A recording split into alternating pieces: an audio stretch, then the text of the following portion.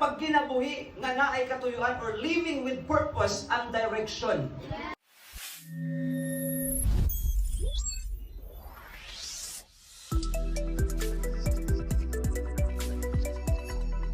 What is our purpose?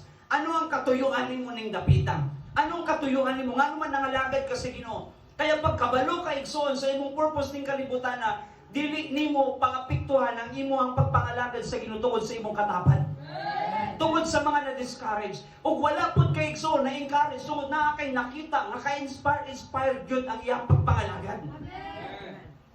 Wala ka nangalagad sa Ginoo karon kuno nakita nimo ang imong kauban sa church na faithful sa Ginoo. Wala nimo igsoon ihimo ang imong parte bilang usa ka mag-alagad o magtotoo diya sa Ginoo tungod nakita nimo ang imong kauban si brother, si sister, si pastor nga naging faithful sa Ginoo kaya naging faithful ka. Kaya na ay tao nga mga nalayo sa pagpangalagad sa Ginoo tungod dili na ang Dios ang ilang gina-worship sa church kundi si pastor na. Daghan ang nalayo sa pag-alagad sa Ginoo tungod ang pag-anhan nila sa church igsoon katong tawo lang ang kayang i-sustain ang ilang panginahanglanon. Kung moalagad ka sa Ginoo igsoon kailangan dito ta sa source. Amen. Amen. Pag moalagad ka sa Ginoo dito ta igsoon sa dapit nga mahimaya ang pangalan sa Ginoo. Kaya pag kinabuhi nga naay katuyuan or living with purpose and direction. Amen. Living with purpose and direction. Dili pwede igsoon magkinabuhi ka ning kalibutan nga wala kay direction.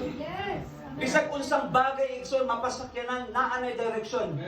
Bisan pa man ang barko naa na sa direction.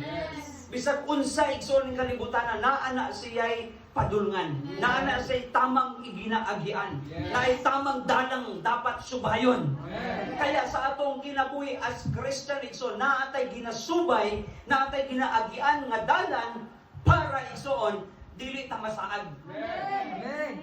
Amen. Kaya living with purpose and direction is about aligning your life with God's plan. Ang pagkinabuhi igsoon nga naay purpose of direction is nahitungod kini sa pag-align. Kumbaga nakasentro. Nakasentro diha no sa plano sa Ginoo ang imong kinabuhi. Kung usa ka kabuhi nga gi-create sa Ginoo dapat naka-align ang kana nga kinabuhi sa iyang plano.